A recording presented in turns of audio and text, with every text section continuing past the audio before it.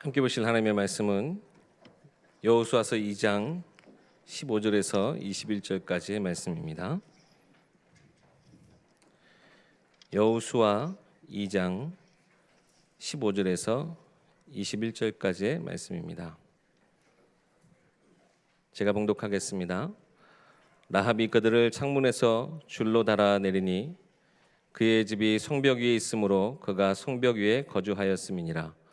라합이 그들에게 이르되 두렵건대 뒤쫓는 사람들이 너희와 마주칠까 하노니 너희는 산으로 가서 거기서 사흘 동안 숨어 있다가 뒤쫓는 자들이 돌아간 후에 너희의 길을 갈지니라.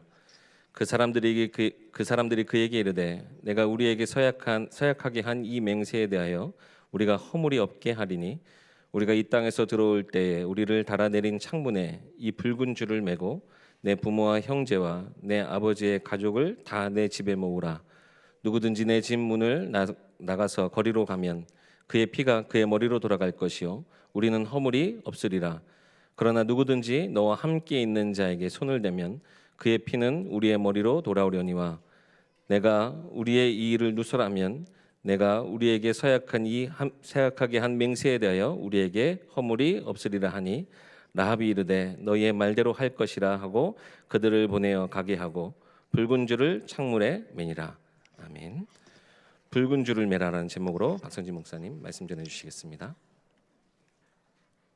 오늘 또 하나님께서 저와 여러분에게 중요한 현장에서 능히 승리할 수 있는 저와 여러분의 능력이 아닌 하나님의 은혜로 덧입게 하기 위해서 우리를 예배 자리에 부르셨습니다. 우리 옆에 있는 분들하고 축복하면서 한번 인사하십시다. 오늘 당신의 작은 믿음의 고백이 큰 응답을 가져옵니다.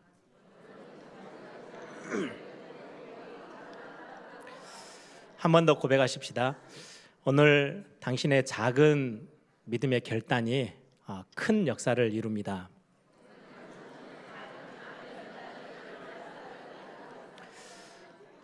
여러분들 그 나비 효과라는 단어를 들어보셨지요?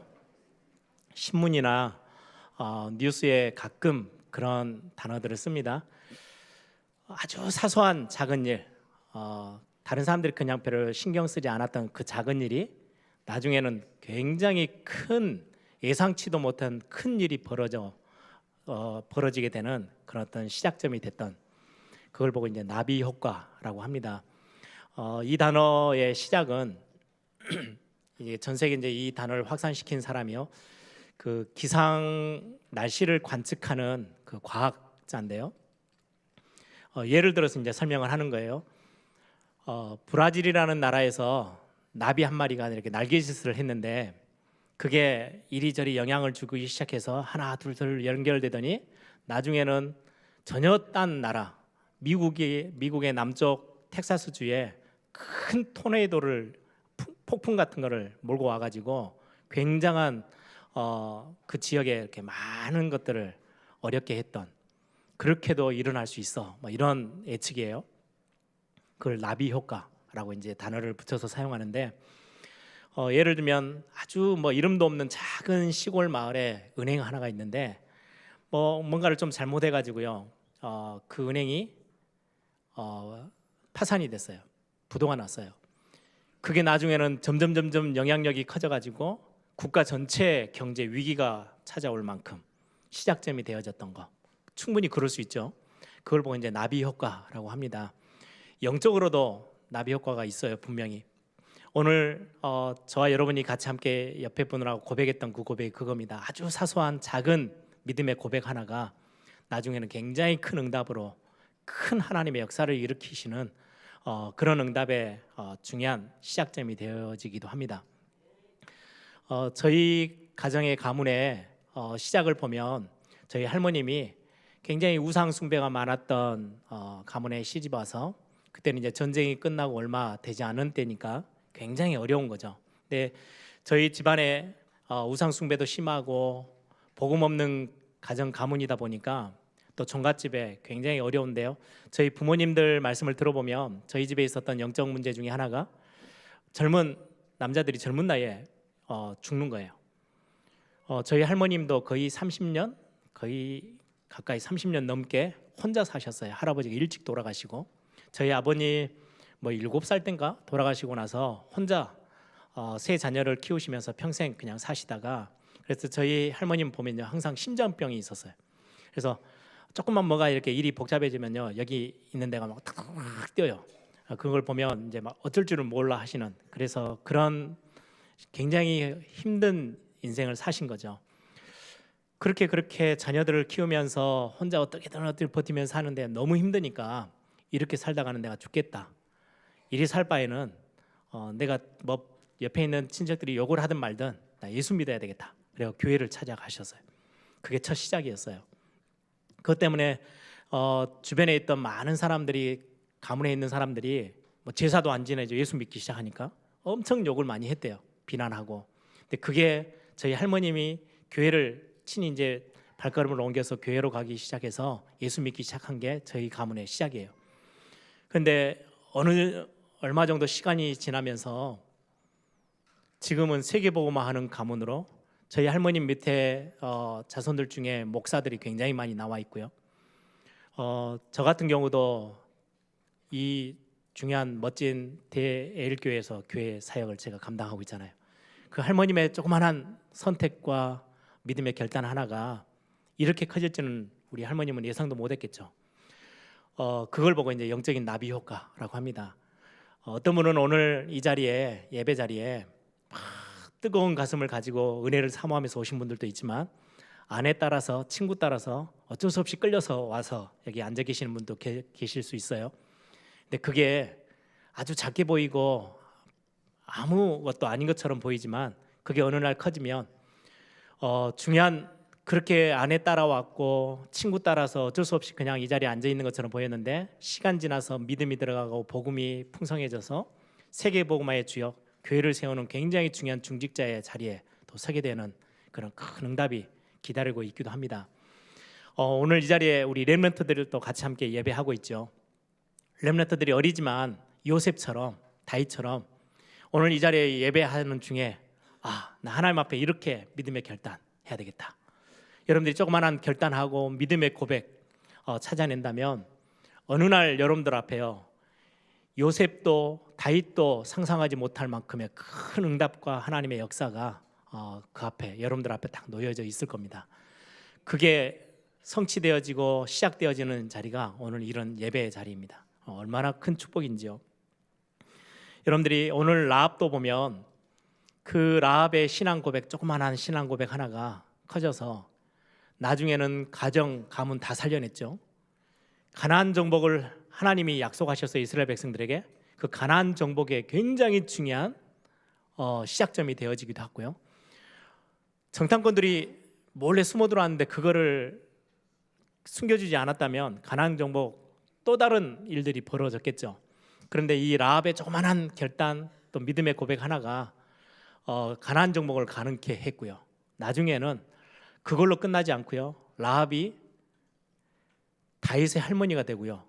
나중에는 마태복음 1장에 보면 아브라함과 다윗의 자손 예수 그리스도 그 족보가 쫙 나오는데 거기에 라합의 이름이 들어가 있습니다. 굉장히 훌륭한 여인은 아니었어요. 오늘 성경에는 기생 라합이라고 기록하고 있어요. 굉장히 볼품없고 다른 사람들에게 어떻게 보면은 천한 직업, 손가락질 받는 그 자리, 술 팔고 그냥 그렇게 하며 주막집을 운영하는 사람처럼 뭔가 그냥 이렇게 별 볼 일 없는, 인정받지 못하는 그런 자리에 있었던 여인이었지만은 믿음의 작은 결단 하나가 그렇게 큰 역사들을 이루게 되어졌습니다. 오늘 저와 여러분이 오늘 예배하시면서 말씀 속에서 여러분들이 믿음의 고백하시고 믿음의 결단하는 게 나중에는 큰 응답으로, 큰 하나님의 역사로 연결되게 되어질 것입니다. 그래서 여러분들이 그냥 지나치는 시간으로 두지 마시고 분명한 하나님의 언약 속에서 여러분들이 믿음의 고백들을 하나님 앞에 드려지는 그런 축복이 있기를 소망합니다. 오늘 본문에 라합이 중요한 지금 정탐꾼들, 가나안을 이제 40년 동안, 원래는 홍해 바다를 건너고 나서 바로 들어와야 되거든요. 바로 들어올 수 있는 땅이었는데 10명의 정탐꾼이 불신앙함으로 인해서 그때 그 10명이 40일 동안 정탐했던 그 날수를 1년으로 채워가지고요 40년 동안 광야길을 돕니다. 그럼에도 그런 어떤 불신앙 속에서도 그 40년의 시간을 하나님은 절대 헛되이 보내지 않고 가나안 들어가서 종으로 살지 않고 주인으로 살도록 다스리며 정복하고 우상과 모든 것들을 무너뜨리고 하나님의 나라 완성시키는 주역으로 삼도록 하나님은 40년 동안 각인도 바꾸고 하나님의 역사를 체험하고 믿음의 고백을 할 수 있도록 이스라엘 백성들을 단련시키셨어요. 그렇게 해서 이제 가나안을 다시 이제 가나안 땅 앞에 선 거예요. 그리고는 이제 두 번째 정탐을 보내죠. 정탐꾼을 보냈을 때 이 라합이 했던 고백을 한번 보세요. 우리가 읽었던 15절부터 읽었는데요. 10절, 11절에 보면 이 정탐꾼을 숨겨주면서 했던 고백입니다. 그 여리고성에 수많은 사람들이 있었어요. 굉장히 똑똑한 사람도 있고 굉장히 위치적으로 권세를 누리는 사람들도 있었고 굉장히 훌륭한 사람들도 있었을 건데 기생 라합이 했던 고백을 한번 보시기 바랍니다. 10절에 보니까 이는 너희가 이스라엘 백성들이죠. 애굽에서 나올 때에 여호와께서 너희 앞에서 홍해 물을 마르게 하신 일과 너희가 요단 저쪽에 있는 아모리 사람의 두 왕 시혼과 옥에게 행한 일 곧 그들을 전멸시킨 일을 우리가 다 들었습니다. 우리가 듣자 곧 마음이 녹았고 너희로 말미암아 하나님의 백성들이 지금 가나안 땅을 향해서 언약의 땅을 향해서 오고 있잖아요. 너희들로 말미암아 사람이 정신을 잃었나니 너희의 하나님 여호와는 위로는 하늘에서도 아래로는 땅에서도 하나님이시라. 진정한 하나님이시다. 유일한 하나님이셔. 전에 성경에 보면 상천하지. 위로 하늘에서도 아래 땅에서도 그 어느 신하고는 비교할 수 없는 참 하나님이셔. 이 고백을 기생 라합이 해요. 기생 라합의 집이 어디예요? 성벽에 있었대요. 그래서 성벽이 있다 보니까요 많은 사람들이 출입하는 데잖아요. 왔다 갔다 하면서 저 밖에 일을 알리고 안에 일이 막 소문들을 여기저기서 다 듣게 돼요. 또 주막집처럼 술을 파는 곳이다 보니까 사람들이 많은 이야기들 속에 소문을 들었겠죠. 아, 저 지금 히브리 민족 하나님의 여호와 하나님을 믿는 저 민족이 애굽이라는 그 엄청난 강대국을 완전히 꺾어버리고 홍해도 마른 땅으로 건너고 광야길 40년 동안 죽지도 않고 그 어마어마한 비밀을 가지고 지금 가나안 땅을 향해서 우리 동네로 오는데 가장 먼저 접하는 데가 어디예요? 여리고성이에요. 지금 거기에서 살고 있어요. 근데 이 여인이 했던 믿음의 고백은 남달랐어요. 하늘과 땅 모든 걸 다 통틀어서 당신들이 믿는 그 하나님이 진짜 하나님이야. 이 믿음 가지고요 고백했던 그 고백입니다. 여러분들 붉은 줄을 매달았다. 그 첫 번째 의미가 신앙의 고백의 표현이에요. 이런 걸 믿지 않았다면 이미 군사들이 올 때 신고해서 그들을 팔아 넘겼겠죠. 그런데 지금 정탐꾼들이 숨어 들어온 걸 보고요, 아니야, 저들은 하나님의 백성이고 하나님의 정탐꾼이야. 내가 그들을 숨겨서 어떻게든지 내가 하나님의 보호를, 아니 저분들에게 잘 보이면 내가 살 수 있을 거야. 그 굉장히 아주 작죠. 우리가 볼 때는 막 대단한 믿음도 아니에요. 상천하지에 있는 모든 만물 중에 당신들이 믿는 여호와 하나님이 진짜 하나님이셔. 이 믿음의 고백 따라 그 정탐꾼들을 숨겨줬어요. 그 숨겨준 것 때문에 정탐꾼들이 그러면 나중에 우리가 이 가나안 땅을 들어와서 여리고성을 점령할 때 붉은 줄을, 빨간 줄을 창문에 우린 달아서 몰래 숨겨서 도망시켰던 그 창문에 빨간 줄을 매달고 있으면 우리가 알아볼 거 아니냐. 그러면 그 집에 너희의 모든 가족, 아버지의 식구들 다 불러서 그 집 안에 있어. 그럼 너희들을 절대로 버리지 않고 죽이지 않고 살려낼 거야. 혹시 집을 벗어나서 밖으로 거리로 돌아다니면 우리 책임 아니야? 혹시 너희들이 붉은 줄을 달지 않아서 우리가 찾지 못해서 다 진멸시켰다? 그것도 우리 책임 아니야. 반대로 빨간 줄을, 붉은 줄을 매달아 놨는데도 불구하고 우리가 너희들을 해하면 그건 우리 책임이야. 우리가 다 그걸 다 하나님 앞에서 끌어안고 살아야 돼. 그래서 약속을 한 거죠. 그렇게 해서 붉은 줄을 창문에 매달았어요. 이 의미의 첫 번째는요, 신앙 고백의 표현이에요. 내가 하나님을 믿는데, 너희들의 여호와 하나님을 진짜 하나님이라고 내가 믿는데 그 표현으로요 빨간 줄을 매달아요. 그 하나님이 나를 살릴 수 있어 라는 고백이 있겠죠. 여러분, 빨간 줄을 매달았을 때 그때 주변에 있는 사람들의 상황은 어땠을까요? 기생 라합이에요. 술 파는 집의 사장이에요. 술 파는 사람인데 여인이 아니 부끄럽지도 않나? 술 파는 게 뭘 자랑이라고 저렇게 더 빨간 줄을 내 보내가지고 이렇게 표를 확 내고 있나? 엄청 손가락질하고 더 비웃었겠죠. 장사가 잘 안 되나? 빨간 줄을 이렇게 내걸고 홍보하려고 우리 집은 술 파는 집이고 많은 사람들이 와서 이렇게 여기에서 즐기라고 그걸 막 과시하려고 하는 건가? 막 사람들이 비웃고 손가락질하고 했겠죠. 상관하지 않았어요. 그거 빨간 줄은요 장사를 잘해보려고 한 게 아니고요. 그 언약의 백성들이 죽어간 그 하나님의 중요한 구원의 비밀들을 생각하면서 야 진짜 요 하나님이 진짜 하나님이신데 그분이 나를 살릴 수 있고 우리 가정을 살릴 수 있다면 그 신앙의 고백의 표현으로 빨간 줄을 매달았어요. 분명한 신앙 고백인 거죠. 분명한 신앙 고백의 결단이었어요.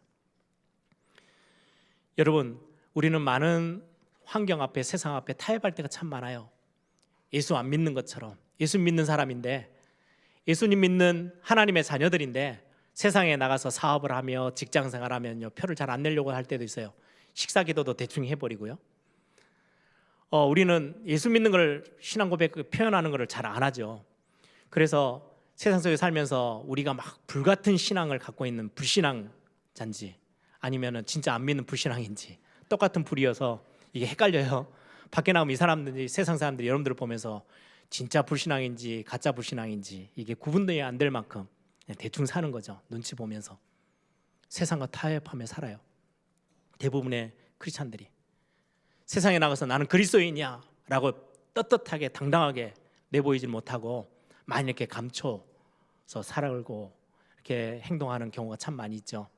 겨우 이제 신앙생활 나는 예수 믿는 사람이야 라고 드러내는 거는요 차에다가 십자가 목걸이 같은 거 걸고 아니면 차 뒤에 뭐 물고기 모양 같은 거 붙이면 저는 우리 교회도 처음에 교회 교회 차량을 샀을 때 장로님들이 여쭤보더라고요. 교회 차량에다가 대한예수교 장로회 에일교회 이거 표를 붙일까요? 그래서 붙이지 말라 그랬어요. 아주 착실하게 신호도 잘 지키고 아주 운전을 아주 나이스하게 잘할 거면 붙일까? 혹시라도 이렇게 신호 어기고 가는데 딱 사람들이 여가려고 딱 쳐다봤는데 에일교회 적히면 안 되니까 붙이지 마시라고. 그거를 신앙생활 잘하는 표로 내는 어떤 굉장히 최고 수준처럼 교회 집집마다 이렇게 교표가 붙죠. 에일교회. 혹시 여러분들 집에 안 붙어 있으면 가져가시기 바랍니다. 그거라도 표를 좀 내셔야. 그거는 굉장히 낮은 수준의 모습이고요. 제가 오늘 말씀드리려고 하는 건 그 정도가 아닙니다.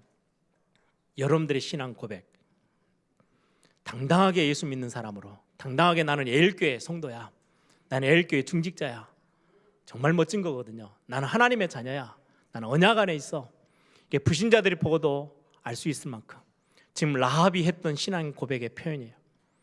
더 큰 거는요 드러내면서 신앙생활해라 이 정도가 아니고요, 여러분들이 가는 곳곳마다 신앙의 진짜 고백들을 찾아내세요. 저는 제가 해외 사역을 간다든지 제가 교회 예배하러 올 때마다 이 교회를 마음에 두고 기도할 때마다 저는 신앙 고백해요. 하나님, 가장 멋진 교회다운 교회의 응답 누리는 우리 에일교회가 되게 하옵소서. 제가 해외에 나가면 하나님, 이곳에 내 발걸음이 아주 보잘것없는 것처럼 보이지만 하나님, 나의 사역으로 인해서 내 발걸음으로 인해서 이곳에 하나님의 나라가 임하고 진짜 흑암의 세력들이 무너지고 여기에서 제자들이 일어날 수 있는 중요한 사역의 현장이 되게 해달라고. 저의 믿음의 고백들이에요. 여러분들이 중요한 교회 앞에 예배하러 오시면서 어떤 신앙 고백을 가지고 오셨습니까? 어떤 분들은 그냥 시간 정해진 시간에 습관처럼 오시는 분들 계시겠죠. 여러분들 혹시 그냥 오셨다면 지금 이 시간 믿음의 고백들을 찾아내세요. 여러분들이 교회 안에서 중요한 사역들을 헌신합니다. 우리 찬양대로, 헌금위원으로, 기도위원으로, 아니면 교회 식당에서 봉사하는 팀으로, 교회 여러 가지 사역에서 아침부터 와서 교사로 그냥 하지 마시고요, 신앙 고백을 담으세요. 하나님, 오늘 나의 이 작은 사역이 교회를 든든히 세워나가고 세계복음화하고 후대에게 다음 세대에 중요한 하나님의 언약을 전달함에 있어서 가장 축복된 자리가 되게 해달라고. 여러분들 나는 시대적인 응답의 교회 앞에 응답의 흔적을 남기고 증거를 남기고 하나님 앞에 사용되어지는 그런 가장 멋진 전도자로 설 거다. 여러분들 믿음의 결단, 믿음의 고백들. 혹시 여러분들이 예배 마치고 집으로 가십니까? 집에 가서 불평불만 원망으로 시작하지 마시고요. 여러분들 가정을 향해서 믿음의 고백을 하세요. 우리의 가정 하나님 앞에 이렇게 쓰임 받을 거야. 우리의 가정이 이 땅에 있는 동안에는 이런 이명계약 앞에 서 있을 거야. 교회와 세계복음화 전도와 선교와 후대 앞에 이런 응답의 축복들을 찾아낼 거다. 여러분들 교회 안에서 조그마한 사역들을 할 때도요. 특히 여러분들의 직장을 가고 여러분들의 학교를 가고 우리 렘넌트들이 우리 산업인들이 여러분들의 사업 현장을 가시면서 그냥 있지 마시고요. 아침에 딱 그 자리에 여러분들 가시면 믿음으로 탁 깃발을 꽂으세요. 믿음의 고백도 하시고요. 믿음으로 결단하시고요. 조그마한 중요한 것들 여러분들의 작은 결단 하나가 라합의 결단 하나가 어떻게 됐어요? 굉장히 큰 응답으로 가져왔잖아요. 어떤 일들이 벌어질지 예상할 수 없어요. 우리는 하나님이 행하시는 일들이. 그래서 여러분들이 세상과 타협하지 마시고 당당하게 그리스도인으로서 복음 가진 자로서 하나님의 자녀로서 그것도 예일교회 성도로서 여러분들이 현장 앞에 굉장히 중요한 누가 봐도 혹시 예수 믿는 것 때문에 예수님을 내가 믿고 신앙생활하고 중요한 전도운동 속에 있는 이것 때문에 내가 조금 불이익을 당한다? 괜찮아. 나는 당당할 거야. 예, 믿음의 고백들이에요. 그리고 여러분들이 현장에 들어가셨을 때는 거기에서요 가장 멋진 응답들을 찾아내세요. 정말 볼품없었던 제 인생에 제가 대학 2학년 때요 아무 제 배경도 없고 힘도 없고 저는 연약하고 그때 하나님 앞에 믿음의 고백 하나 있어요. 하나님 저에게 세계복음 할 수 있는 은혜를 좀 주십시오. 이왕 세계복음 하나님 저를 사용하신다면 하나님의 은혜로 이왕 제가 세계복음화에 뛸 수 있다면 하나님이 그걸 허락해 주신다면 하나님 나에게 뒤에서 끌려다니지 말고 앞에서 깃발 들고 뛰게 하나님 나에게 은혜를 주십시오. 그 제 대학 2학년 때 정말 아무것도 손에 쥔 게 없었을 때 제 믿음의 고백이고 선포였어요. 여러분들 우리 렘넌트들이 여러분들이 있는 현장 여러분들이 있는 직장 여러분들의 산업의 현장에서요 믿음 고백하시고 여러분들 가정을 향한 고백들을 찾아내는 시간 되기를 바랍니다. 누가 봐도 당당한 하나님의 자녀로 신앙 고백의 표현이에요. 빨간 붉은 줄을 매달고 저 사람 뭐지? 다 물어볼 거 아니에요. 당당하게 자기가 신앙생활하고 참 하나님을 알고 믿고 고백하는 하나님의 사람으로 내놓는 거죠. 여러분들 다니엘과 세 친구, 세 청년들 아시죠? 불이익이 다가오는데도 불구하고 하나님이 나를 붙잡아 주실 거야. 그리 아니하실지라도 상관없어. 나는 진짜 하나님의 언약 속에서 나는 하나님의 백성으로 언약의 백성으로 이 현장 앞에 서 있을 거야. 그 우상 숭배와 세상의 그 불의한 것 앞에 무릎 꿇지 않고 세상과 타협하지 않고 나는 당당한 하나님의 백성으로 이 자리에 서 있을 거야. 그게 믿음의 고백이었어요. 두 번째입니다. 붉은 줄을 매달았다는 말은 기생 라합이 현장에서 진짜 구원의 은혜 사모했어요. 하나님의 은혜를 진짜 사모하는 표예요. 구원의 은혜의 증표예요. 여러분 여리고성이 어떤 성입니까? 굉장히 든든해요. 가나안 정복에 앞서서 가장 먼저 딱 입구에 있는 성이거든요. 그래서 성벽이 거의 두께가 엄청났대요. 거의 성벽이 2겹으로 쌓여져 있는 굉장히 든든한 성이에요. 튼튼하게 지어놨어요. 이 성에서요 다른 사람들이 볼 때는요 굉장히 대단한 성이고요 참 멋진 거예요. 힘있게 보여요.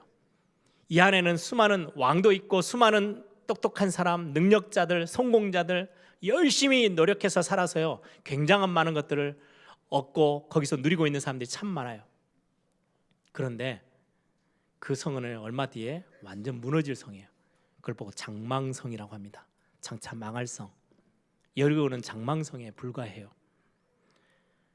왕을 비롯해서 아무리 훌륭해도요 거기서 완전히 진멸되어지고 그 재앙, 그 어마어마한 여리고가 무너질 때 다 무너지고 죽어나갈 사람들이에요. 해결할 방법이 없어요.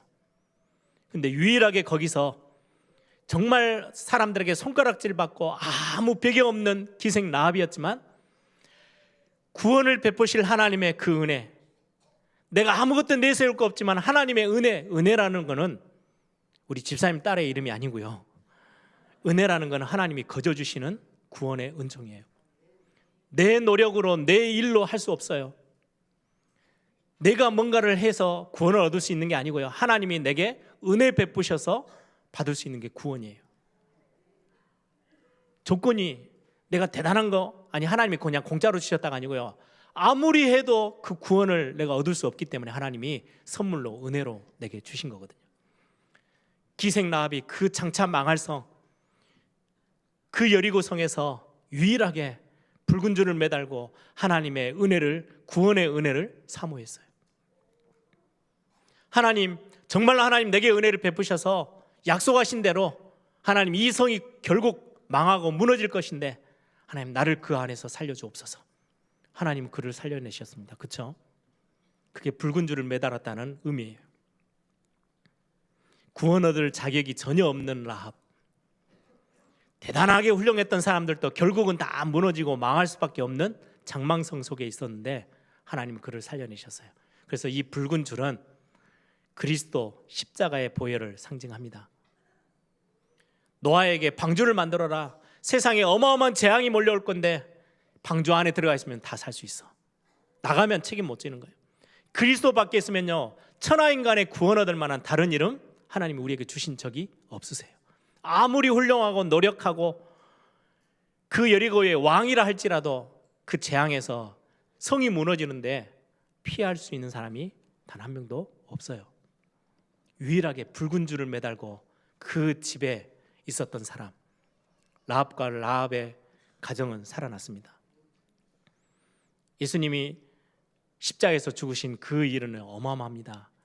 이 땅은 지금 창세기 3장으로부터 시작해서 12가지 영적인 문제, 창세기 6장, 창세기 11장, 물질, 성공 중심으로 가득 차 있고요. 그게 언제 바벨탑 무너지듯이, 여리고 무너지듯이 무너질지 모르는 세상 속에 그게 이제 완전히 사도행전 13장, 16장, 19장 문화화되어져서요. 모든 사람들의 생각을 다 딱 장악하고 있어요. 인생의 6가지 불신자 상태 6가지로 다 죽어가요. 아무리 훌륭해도 그 속에 다 잡혀 있어요. 사단의 종으로 결국은 정신 문제, 육신 문제, 이 땅에서 살아가고 있는 것처럼 보이지만 지옥 배경 속에 결국은 후손들에게 이 어마어마한 재앙의 저주를 다 전달해주고 가야 되는 그 속에 갇혀 있어요. 여기에서 빠져나올 수 있는 길, 그리스도, 하나님이 이 그리스도를 우리에게 허락하셨죠. 십자가의 사랑은 전적인 하나님의 은혜입니다. 라합은 하나님의 은혜를 사모했어요. 그 빨간 줄을 달아놓고 얼마나 하나님이 내게 은혜 주시기를 간구했겠어요. 자기의 나름대로 행실로, 노력으로 나름대로의 뭔가를 가지고는요, 절대 그 결코 망할 성, 무너질 여리고에서는 살 수 없는데, 하나님, 진짜 여호와 하나님, 참 하나님이신데 그분이 내게 은혜로 구원을 주신다면 가능합니다. 하나님, 내게 오늘 은혜를 허락하여 주옵소서. 이게 기생 라합의 중요한 하나님 앞에서의 고백이었겠죠. 여러분들 오늘 하나님의 은혜를 다시금 붙잡고 다시 새로 시작하고 일어나기를 바랍니다. 톨스토이라는 작가가, 글 쓰는 작가죠, 글을 썼어요. 인생의 중요한 현 주소. 인생이라는 게 어떤 거냐, 한 사람이 들판을 가다가 갑자기 맹수 사자가 뒤에서 쫓아와요. 으르렁거리면서 쫓아와요. 막 거의 막 정신없이 도망가다가 우물이 하나 파져 있는데 물이 없는 우물이에요. 그리 뛰어들었어요. 그리고 나무 가지를 하나 잡고 있어요. 밑으로 내려가지 못해요. 왜요?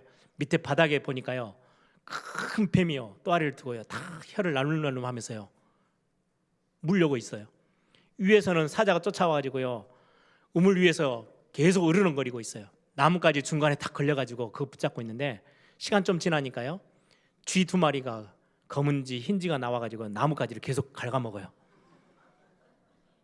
그걸 보고 인생이다 라고 톨스토이는 글을 썼어요. 예, 그게 인생의 현주소 분명합니다. 근데 조그만한 옆에 나뭇가지 옆에 이파리예요. 꿀이 이렇게 떨어져서 흘러요. 그거 맛보면서 야, 맛있다 이렇게 하고 있는 게 인생이래요.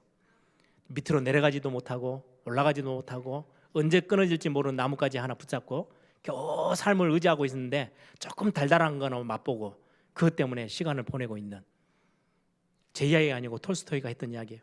그게 인생이에요. 그런 장망성 속에 있는 우리 인생 앞에 라합은 그거 의지하지 않고요, 하나님을 바라보며 하나님 내게 구원의 은혜를 베풀어 주옵소서.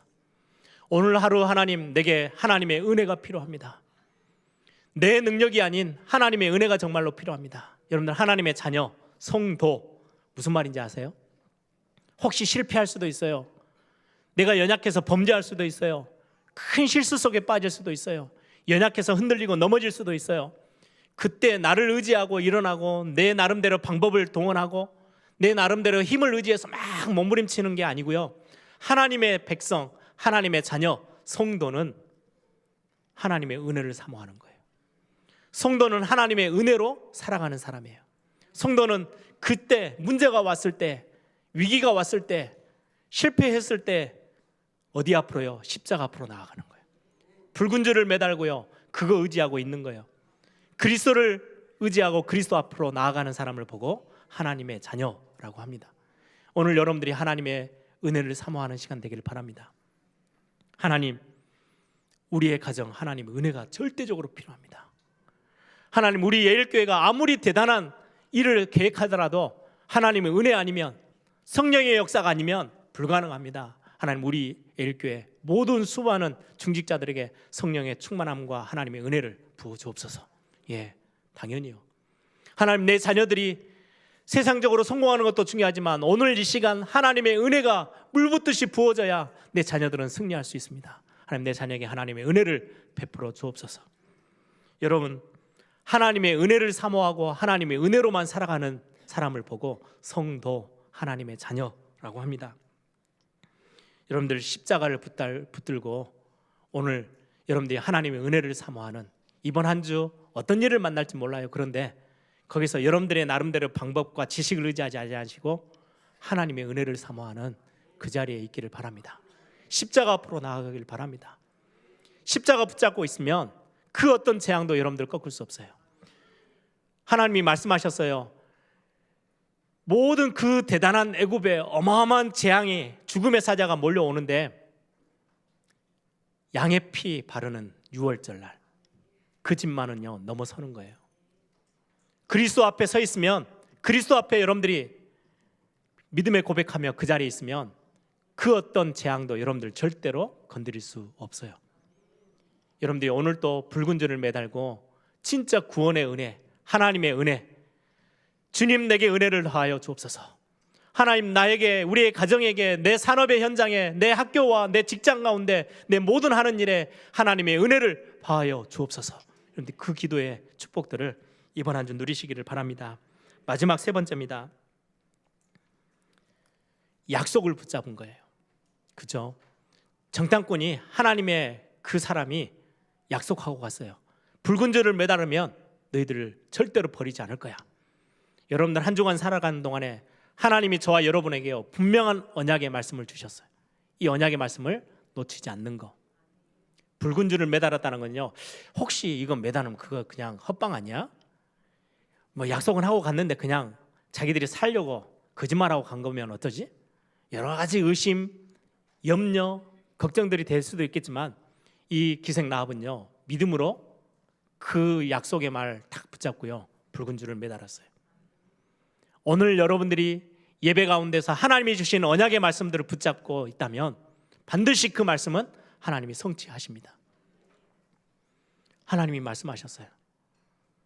하나님의 말씀을 1.1획도 변함없고요, 하나님의 말씀을 붙잡고 있는 자들에게 하나님은 그 말씀을 성취하시겠다고. 여러분들, 하루를 살아가며 이번 한 주를 살아가며 어떤 말씀을 붙잡고 가시겠습니까? 여러분들을 2019년도 정말 세상이 점점 살기가 어려워지죠. 참 어려운 시대 속에 살고 있어요. 여러분들은 뭘 붙잡고 계십니까? 여러분들 마음에 뭘 담고 계십니까?